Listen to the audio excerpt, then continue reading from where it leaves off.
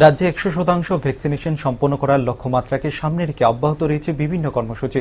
শনিবার বাগমা বিধানসভা কেন্দ্রের পূর্ব কুপিলং স্বাস্থ্যকেন্দ্রে এমনই এক ভ্যাকসিনেশন কর্মসূচি পরিদর্শনে গেলেন পরিবহন মন্ত্রী প্রণজিৎ সিংহ রায়। এদিন মন্ত্রীর পরিদর্শনকালে সঙ্গী হিসাবে উপস্থিত ছিলেন সংশ্লিষ্ট বিধানসভা কেন্দ্রের বিধায়ক রামপদ জামাতিয়া।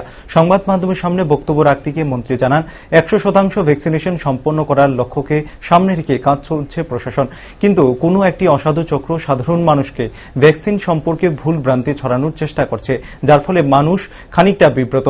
আর এই বিভ্রান্তি কাটাতে বিভিন্ন এলাকায় এই পরিদর্শন।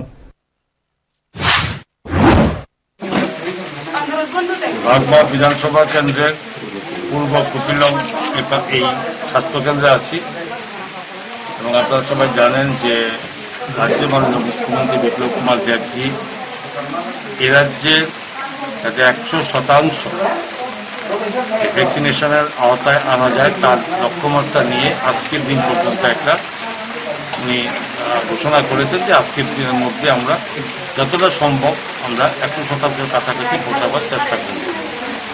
যদিও দাঁড়িয়ে আছে আমরা ১০০% রাজ্যে করব। ঠিক এই মুহূর্তে আমরা কিছু কিছু জায়গায় এখনো আমরা সেই লক্ষ্যমাত্রায় পৌঁছানোর জন্য কিছুটা আমরা পিছিয়ে পড়ে আছি এবং তার মধ্যে এই পূর্ব কুপিলং এটাও একটা কেন্দ্র যেখানে ৬৫% এই পর্যন্ত আমরা করতে পেরেছি এবং আমরা আশাবাদী যে একটা বিভ্রান্তিমূলক প্রচার আছে জনজাতি অংশের সরলমতি মানুষের মধ্যে, যাদেরকে হয়তো বিভিন্নভাবে যারা বুঝিয়েছে যে এই ভ্যাকসিন নিলে তাদের বিপদ হবে, তাদের মৃত্যু হবে, তারা উঠতে পারবে না, এই ধরনের বিভিন্ন রকম যারা অপবাদ করেছে, অপবাদ করে যাদেরকে এখন এই ভ্যাকসিন থেকে দূরে সরিয়ে রাখার প্রচেষ্টা চালাচ্ছে, অথচ যদি আমরা ঘুরিয়ে দেখি যে তারাই সবচেয়ে আগে ভ্যাকসিন নিয়ে বসে আছে।